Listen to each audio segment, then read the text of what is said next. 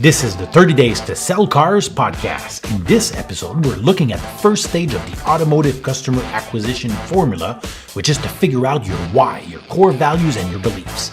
If you want to attract more customers that will buy from you, but also advocate for you, you're not going to want to miss this new episode of my podcast.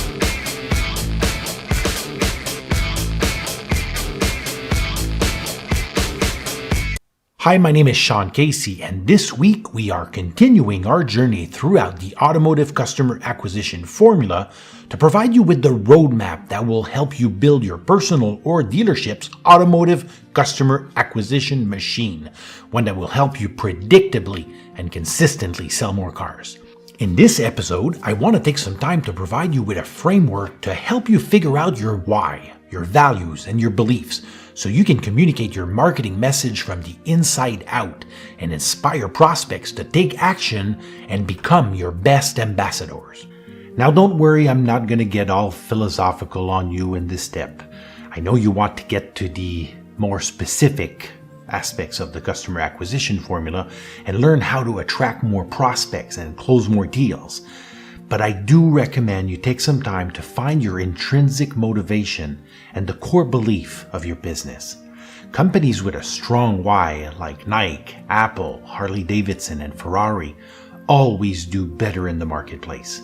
Their brands are not just associated with what they sell or how they do business, but are also synonym to something bigger, something that inspires, and something consumers can identify with. And that is not just true with multi-million-dollar brands. The concept holds also very true for businesses of all sizes. If you want to do a deep dive into figuring out your own why, I recommend you get a copy of Simon Sinek's book, Start With Why. Simon is the worldwide authority on the subject, and the book is easy and fun to read. But if you don't have time to read the book, go at least watch the famous 17-minute TED Talk Simon gave on the subject. I watch it personally a few times a year as a powerful reminder of this unbelievable truth. Simon puts it in this way: people don't buy what you do, they buy why you do it. And to illustrate the concept, Simon uses what he calls the golden circle. Why is the core belief of the business. It's why the business exists. How is how the business fulfills that core belief. And what is what the company does to fulfill the core belief. Most companies build their marketing message based on what they sell or do. Some go beyond the what and add to their marketing message how they deliver their product, service, or experience to the customer. Their marketing message is built from the outside in of the circle. Great companies start with why. Their marketing message is built from the inside out. To contrast the difference between the what and the why within a marketing message, here's an example taken from Simon's TED Talk presentation, where he compares two potential marketing statements from Apple. Let's start with the marketing statement that focuses on what they do. We make great computers. They're user-friendly, beautifully designed, and easy to use. Want to buy one? Now let's see how the same marketing statement could be formulated to include the company's why. With everything we do, we aim to challenge the status quo. We aim to think differently. Our products are user-friendly, beautifully designed, and easy to use. We just happen to make great computers. Want to buy one? See the difference? To me, it's palatable. And it's with marketing statements like these that Apple was able to attract over the years customers who identify with the company's fundamental beliefs. Now let's bring this back to the car business. Let's imagine a special finance dealership that would like to communicate their ability to get people approved for their next car loan. Let's first start with a marketing statement that focuses on what they do. Need a car? But have credit challenges? No problem. We offer guaranteed approval on great vehicles at the best price possible. Get approved today. I'm sure you've seen a version of that statement a million times from dealers around you. Maybe you even used it yourself. I mean, it's not a bad marketing statement, but it doesn't tell prospects anything about your core beliefs. Now let's see how the same marketing statement could be formulated to include the dealership's why. We believe everybody should have the right to drive a quality vehicle and make affordable payments, no matter what happened in their past. That's why we offer same-day guaranteed approval on great vehicles at the best price. Can we help you get approved today? See the difference? The core purpose of the dealership is clearly defined in the marketing statement, and that's how it can hope to attract prospects and customers who will share that core belief.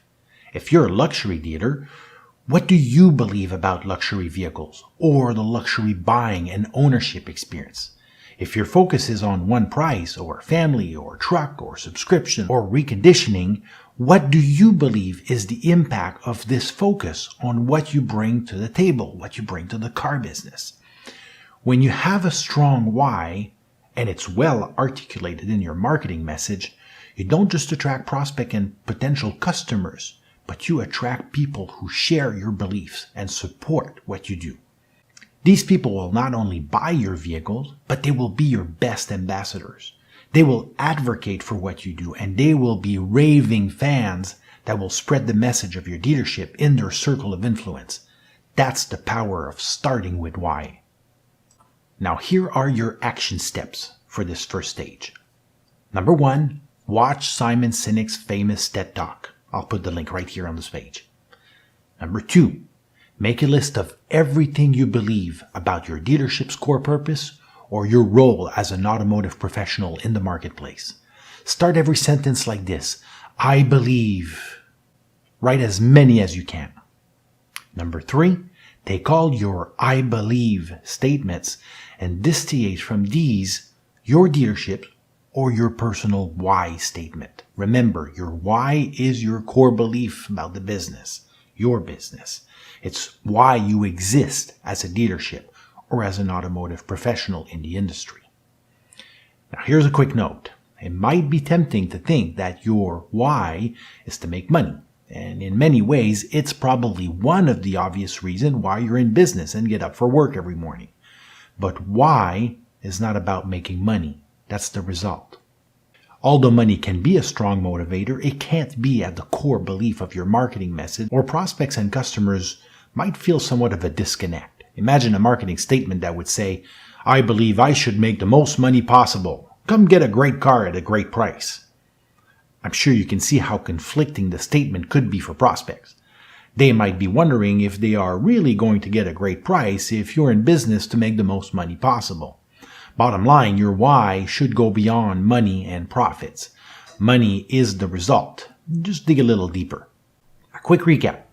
Can you see how having a strong why can have an impact on the power of your marketing message and how it can help you attract prospects and customers who share your core beliefs so they can in turn advocate for your dealership?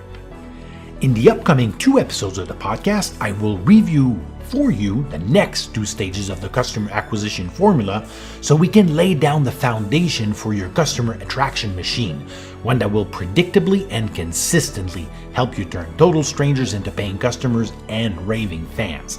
But if you don't want to wait and want to start building your customer acquisition machine today, you'll be happy to learn that I have decided to create a program where you can now work with my team and me to build your customer acquisition machine. Imagine having not only the blueprint for building your machine, but access to in-depth knowledge about every stages, access to the same technology I use, access to the same copywriters to write your scripts, access to the same video editors to produce your content, and access to the same toolbox of tactics to experiment within your system. Imagine having access to like-minded individuals from the car business who are also building and tweaking your customer acquisition machine. Imagine being able to ask them questions and compare your metrics with theirs so you can see if and where there is room for improvements. No more guessing, no more trying to figuring out, but only black and white answers for every question you might have while putting together your customer acquisition machine and tweaking it to perfection. If you would like to have a conversation with me to see if this program might be a good fit and something that you would like to explore, I invite you to schedule a strategy call using the link in the show's notes. Well, I hope you enjoyed this episode and that you will be back for more great automotive content to help you build your customer acquisition machine. If you did, make sure to subscribe to the podcast on iTunes, Google Play, and Spotify so you don't miss the next episodes and all the content I will be sharing to provide you with the blueprint for your customer acquisition machine. Make sure to also leave me a few comments on the content I shared with you today. I'm curious to get your feedback and hear about your why and how you plan to communicate from the inside out. In the next episode, I will take a deep dive with you into the second component of the customer acquisition formula, which is to define your goal. If you're tired of cold calling, waiting for ups, chasing tactics, and waiting for the right incentives so you can sell more cars, you're not going to want to miss our next show. Until then, I wish you a great week. Remember that we only have 30 days to sell cars when the month starts, and we probably have less than that if you look at your calendar right now. So like I love to say, let's sell some cars.